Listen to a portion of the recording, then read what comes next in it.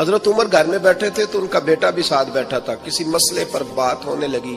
حضرت عمر نے اپنی بات کی مضبوطی میں نبی پاک علیہ السلام کا ایک فرمان سنایا. تو آپ کا صاحبزادہ کہنے لگا ابا جی وہ تو ٹھیک ہے، لیکن جب یہ لفظ اس کی زبان پہ تو حضرت عمر نے تلوار نکال لی. فرمایا اٹھ نکل میرے گھر سے، میں رسول اللہ کی بات کرتا ہوں تو اگر مگر کرتا ہے، میں حضور کا فرمان سنا رہا ہوں تو اگر مگر کرتا ہے.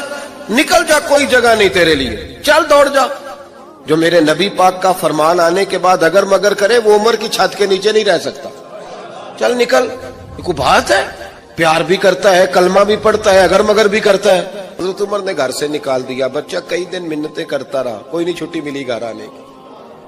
وہ امیر المومنین حضرت ابو بکر صدیق کے پاس گئے.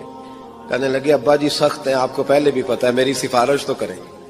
تو جناب صدیق اکبر گھر آئے. کہنے لگے چل بس کر، تو سخت ہی ہو جاتا ہے، چھوڑ دے. کہنے لگے ابو بکر تمہیں پتہ ہے اس نے کیا کیا ہے؟ کہا ہاں، یہ کہتا ہے کہ حدیث میں وہی تائید ہی کرنے لگا تھا بس، لیکن نکل گیا منہ سے. کیا لفظ ہے حضرت عمر کے. فرمانے لگے ابو بکر دل پہ ہاتھ رکھ کے بتا، تیرا بیٹا ایسے کرتا تو کیا کرتا؟ جناب صدیق اکبر رو پڑے. فرمایا میرا امتحان نہ لے، انہیں تو تلوار اٹھائی تھی نا، میں نے مار بھی دینی تھی تو اٹھائی تھی. اگر مگر یہ غلام ہے، یہ نبی پاک کا غلام ہے. اس کو کہہ دیا جھوٹ حرام ہے تو کہتا میرا گزارا نہیں.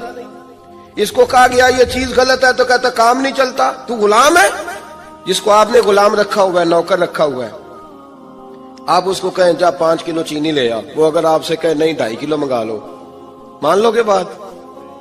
وہ کہے نہیں جی ابھی ٹائم نہیں، 5 کلو کیسے اٹھاؤں گا، بڑا مشکل کام ہے، 10 کلو سبزی بھی تو لانی ہے، تو مان لیتے ہو. اللہ رسول کو کہتے ہو آہستہ آہستہ نماز پڑھوں گا.